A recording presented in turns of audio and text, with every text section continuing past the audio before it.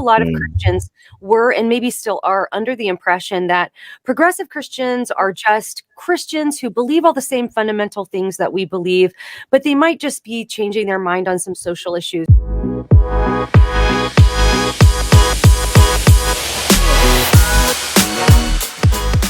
Man, it is great to have you. And so can you just kind of real quick, I know the book is about that journey, but it's called Another Gospel for those that don't know. And like, where did that idea come from, or that title really? Yeah, well, the title really was sort of my response to what I was hearing a lot of Christians say about progressive Christianity. So I think a lot of Christians were and maybe still are under the impression that progressive Christians are just Christians who believe all the same fundamental things that we believe, but they might just be changing their mind on some social issues, or they might be politically changing their mind on some things. And that's really not the case. Progressive Christianity is really teaching fundamentally a different gospel. It's a different religion. The nature of God is different. The definition of what Jesus came to accomplish on the cross is different. Jesus, as defined in the Bible, it's different in progressive Christianity. And so, as I argue in the book, it's really, it's not just sort of this broader view of Christianity. It's actually a different type of gospel. And so that's why I titled the book that, because I wanted people to get that this isn't just some Christians that we might disagree with on some things. These are fundamental core gospel issues that are fundamentally different between what I call historic Christianity and progressive Christianity.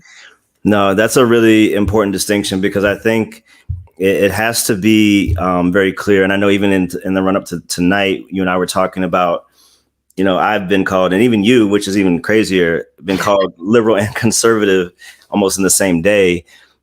But it's very like, my goal is truth, your goal is truth. And that means attacking this position because it's antithetical to the gospel, then that's what we do, whoever says it. And so, that kind of putting people into a box, we'll kind of end on that note, because that's problematic as well.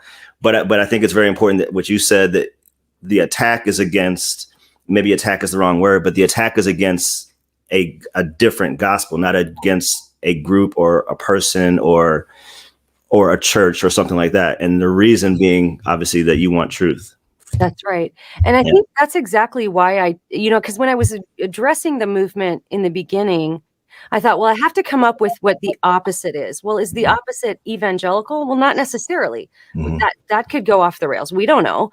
Is it Protestant? Well, no, it's not really Protestant. What I wanted to do was go back to the earliest definition of what Christianity is. How did Jesus define it? How did the earliest apostles, the early church fathers, define the gospel, and trace that through church history? And of course, I have opinions on Protestant and evangelical and all that. Right. But I want to defend against progressive Christianity. I want to defend historic Christianity, not necessarily some kind of bubble I grew up in, because I had to sort of go back and see, well, what about what I was raised with is actually authentic Christianity and what isn't, and then sort of get rid of the stuff that isn't authentic Christianity and embrace the stuff that is. And maybe there's some things that I didn't know about as I was growing up that define Christianity and has made it unique in the world for 2,000 years. And so that's sort of why I chose that as the opposing view, rather than fighting for some kind of modern label. We're just talking about bare bones core Christianity here, like the gospel, right? There's secondary issues I'm sure you and I disagree about, but we're talking about, like, are we brother and sister in Christ? And if we're brother and sister in Christ, we can argue about those other things, throughout our lives. We can argue about them in heaven, but what really matters, the core issues of what it means to be saved, what it means to call yourself a Jesus follower. And that's what I chose to try to defend in my opposition to progressive Christianity. Yeah, no, and that's really, really well said. But this idea, there's something fundamentally really offensive. And I don't mean offensive at what they're saying, but I mean just the idea of why they need to say it, that's embedded in the quote unquote term progressive Christianity. Because there's a fallacy embedded in the sense that we need to make this progress. Like, we need to help you get better at this thing that's been around for centuries. That not only that, but none of the disciples, none of the early church fathers of the first, second, third century who were closest to the resurrection, somehow they missed this thing that now you're going to help us make progress in, right? And Yeah. that's a really arrogant starting point. Even Mm. if you were right, even if they were right, it's just a really arrogant jump off point.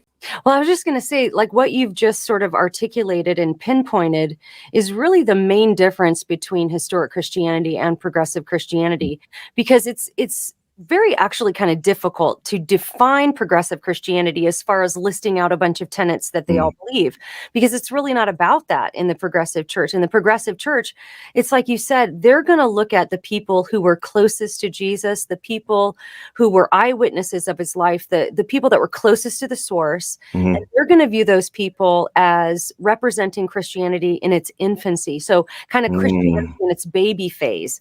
And so Gotcha. back then, Paul, Peter, all these guys, they were just figuring out what it all was. It's kind of like a baby that's learning to walk. And so now we've come to a much higher and wiser view of God. We're more enlightened now. We know more Mm, about God now. And that's just a fundamental difference between the way progressive Christians view church history and the way historically, because historically we look at those guys and say, well, those guys, the ones closest to Jesus, yeah, they have the most authority to tell us what Christianity is all about. They were the closest to God in the flesh. So we're yeah. going to listen to those guys.